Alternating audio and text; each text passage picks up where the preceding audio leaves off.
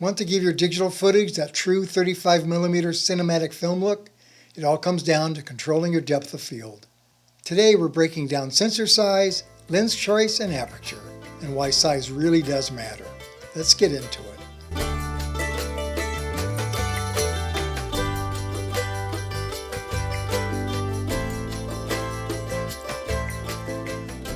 Now I'd like to talk about aperture and depth of field.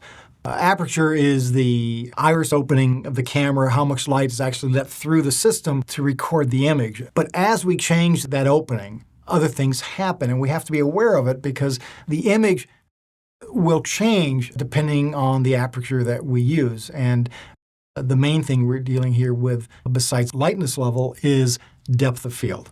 And I think we've talked about this in some other lectures, but again, I wanted to focus on depth of field. Now, what is depth of field? If I focus the camera that's looking at me now, I'm about 5.5 feet away.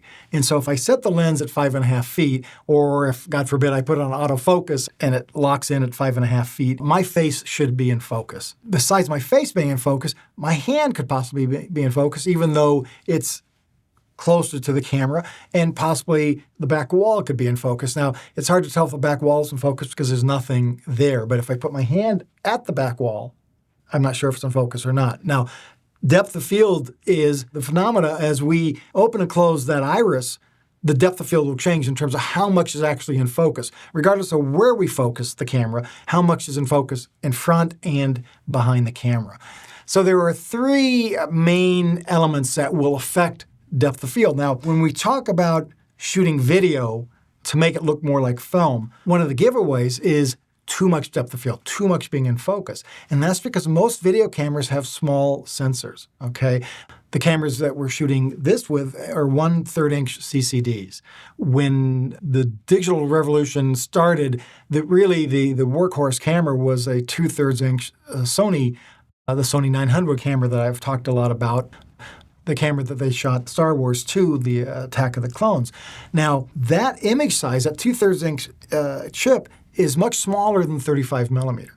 When you look at Attack of the Clones, just because it's a small image sensor didn't make the image bad or the image not sharp, but there's an issue about depth of field when it comes to that small chip, that more things are in focus. And most of the time, cameramen like to isolate subjects, like to isolate me from the crowd by having me in focus and the people around me out of focus. It's a way we can focus the attention of the audience. That chip size, or just the imaging size, be it film or video, will affect depth of field. The smaller the imaging size, the more depth of field. So these cameras are going to have more depth of field than that Sony 900. And 35mm is going to have more depth of field than the 2/3 inch chip that the Sony 900 has. And I mentioned before that some consumer cameras have like 1/6 inch chips. They have so much depth of field. It actually is an advantage to those consumer point-and-shoot cameras because the depth of field will help keep things in focus. Image size is critical. Lens size, or the millimeter of the lens. Wider angle lenses, let's say a 10mm lens, will have more depth of field than a longer lens or a telephoto lens, let's say a 100mm lens. So I have image size and lens size. So if I'm trying to isolate focus and keep my depth of field shallow, I would use a longer lens than a shorter lens. A lot of times, unfortunately, this setup doesn't have things behind me, but in this case, the wide shot, the camera's backed up a little bit farther, but I'm using a wider angle lens. With this camera, it's a longer lens, and so this camera is going to have less depth of field. And if things were actually behind me that you could see being in focus or out of focus, you would see that on this camera, there is shallower depth of field and more things are out of focus behind me. And so sometimes we use just the lens choice on purpose to help that shallow depth of field. In fact, if Roberto could zoom in on me, as tight as that lens will go, I'm not sure what you're looking at. I've had situations where I've done a close-up like this where the eye is in focus and the nose is out of focus and the ear's out of focus, but that's in 35mm. With this camera, my gut feeling, I can't see the image, my gut feeling is probably pretty much everything is in focus. But if we were shooting 35mm zoomed in all the way like this, trust me, this would be out of focus.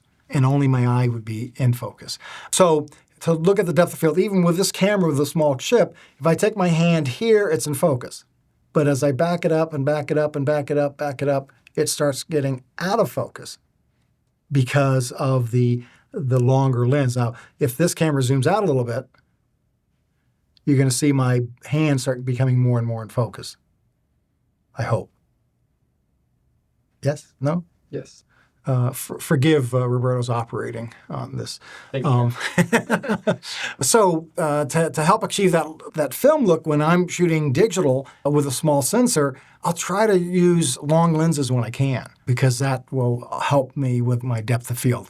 So I might not be able to control my image size. In other words, if I'm stuck using a particular camera, that image size is kind of built in. But I can choose the lens that could make a difference. And the third area is aperture, and aperture is that iris opening, or your f-stop setting. When a lens is wide open, your smaller numbers like an f2 and f2.8, the aperture is quite wide, letting in a lot of light.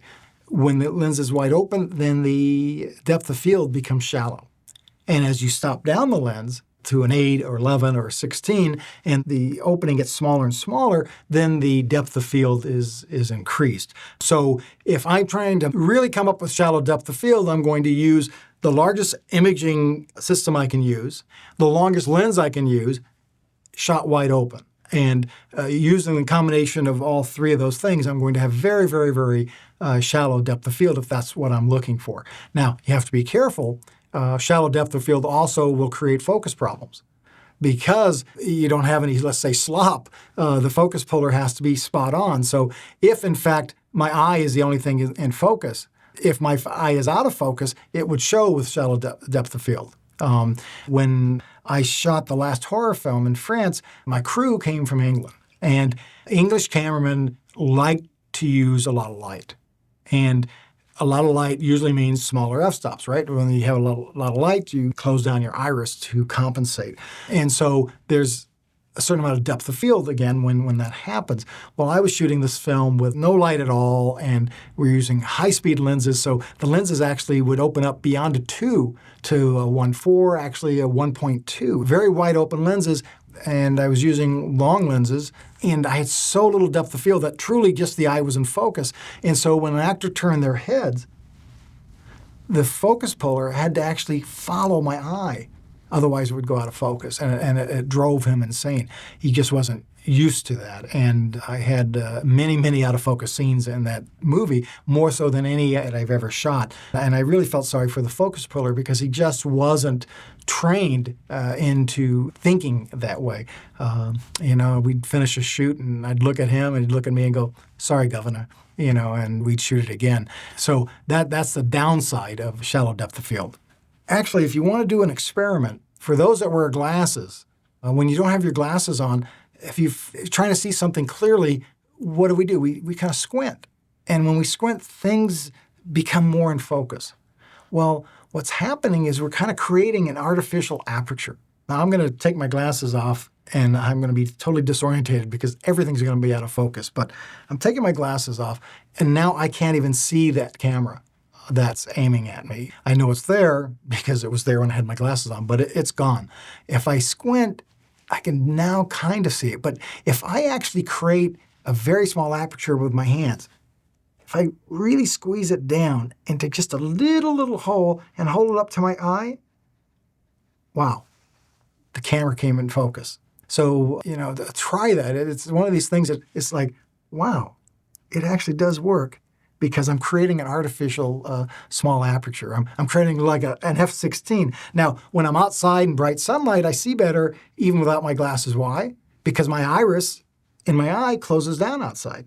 But in here, it's relatively dark, and my iris is wide open. But if I create this artificial aperture, everything just gets darker, but at the same time, everything gets sharper. Kind of interesting. Let's see. So if we look at this slide with a barbed wire, we have shallow depth of field, a bigger opening on the aperture, obviously a longer lens. Not sure what size imaging system it was to take this picture, but you can see the barbed wire is in focus, that one barb, and the rest of the wire is totally out of focus. So a bigger opening would be something like an f/2.8. And then on this exterior shot with the rolled up hay, I guess, we have a lot of depth of field. The foreground plain area is sharp. The hills in the back are sharp, and everything in between. And here we have greater depth of field, obviously probably using a wider angle lens and a smaller opening like an f/16. So if you're trying to give your video a film look and you're stuck using a camera with a smaller sensor, then shooting wide open and using longer lenses is going to help. But that does mean that if I want to shoot a wide shot with a long lens, I'm going to have to back up. And in a room like this, there's no place to back up. And so we start getting into compromises right away in terms of what we'd like to do and what we can do. So you might start a project with a concept, but sometimes it's hard to stick to that depending on the realities of the shoot. The camera that I showed you at the very opening, the very first class, was the Red camera. And one of the nice things about the Red camera, besides shooting in a 4K resolution, which is much higher definition than high def, is the fact that the imaging chip is the size of 35 millimeter motion picture film. And that allows that camera, first of all, to use the same lenses that we shoot 35 millimeter features with, but it has the same depth of field. So anything that a cameraman is used to shooting 35, when they switch to the Red, even though it's shooting digitally, it's going to create an image that looks like, has the same feeling and characteristics image-wise. And that is one of the things that people started clamoring for that camera. The fact that it was relatively cheap compared to other cameras around certainly didn't hurt, but the fact that it was a 35 millimeter size chip shooting in a 4K resolution just made that camera like an instant overnight success. And if you shoot with the Red, and I tell you, most of my commercials now are shot on the Red camera, you cannot look at the image and tell if it was shot 35 or digitally. And part of that is the depth of field that that camera gives us. So depth of field is something you should be aware of, and you should really know the three elements that are involved: image size, aperture size, and size of lens, or wide or telephoto lens. So we should be aware of depth of field issues, both on the technical side, but also on the creative side. If depth of field is something we're looking for, like in Citizen Kane, what made that film unique was the great amount of depth, how everything seemed to be in focus. That's a creative choice, and depth of field there was something that they wanted.